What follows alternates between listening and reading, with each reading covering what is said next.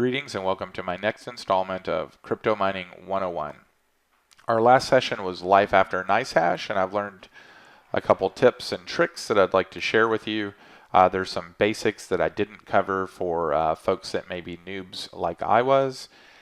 So what we're going to talk about is the concept of multi-pool mining, and MiningPoolHub is the pool that we're going to use to experiment with in this scenario. We're also going to take a look at the tool called the MultiPoolMiner, and we're going to also take a look at AwesomeMiner.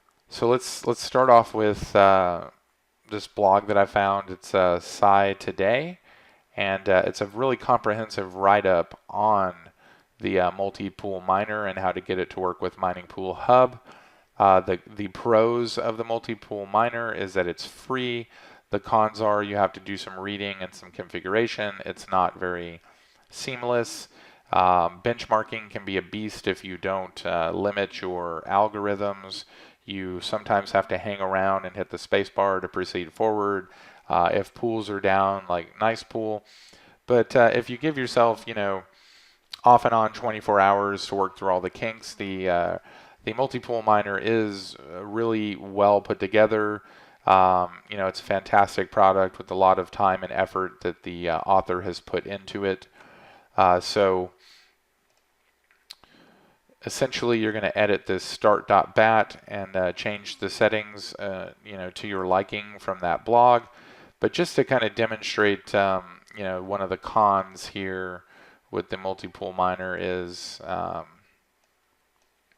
going to go ahead and kick it off, and you'll basically see these warnings pop up. Sometimes, like I said, in the benchmarking, it might halt the process altogether, but this full pool failed here.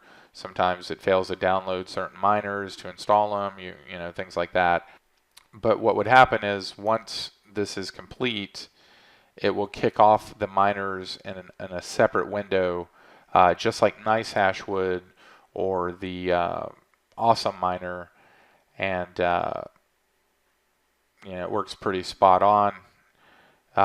I'm not going to wait for this. It's going to update the MultiPoolMiner, but essentially I decided to go ahead and purchase a copy of AwesomeMiner. So now we're going to move on to the AwesomeMiner. As you can see here, there's different editions. There's the free edition, standard, professional, and so on. I went ahead and purchased the professional edition so that I can use it with my Antminer in the future. The pros of Awesome Antminer are that there's a nice graphic user interface. It's very easy to set up. So if we want to set up a new miner, we can go here, and what we want to do for the multi-pool is pick the managed profit miner, and we can call it Fuzzy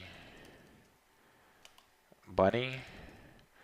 It's a local miner, and we're going to choose the NVIDIA graphics card. So we hit finish. Let's go to the property of Fuzzy Bunnies, and there's a lot of options you can choose from, but basically we're going to go with the vanilla setup, and we're going to pick our MiningPoolHub.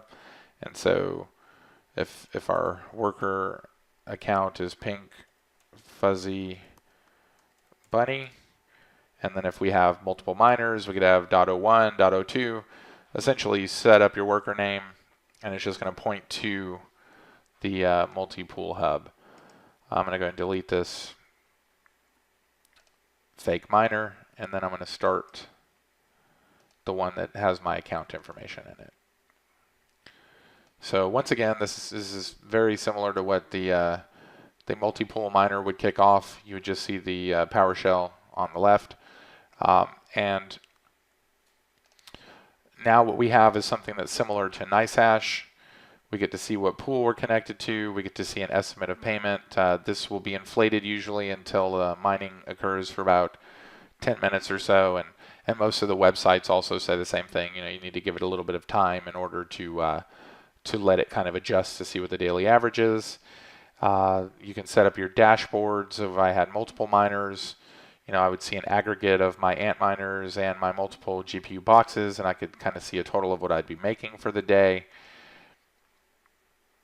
You can choose, if you want to custom to customize what coins I believe that you would go ahead and mine. So you could pretty much exclude certain types if you wanted to.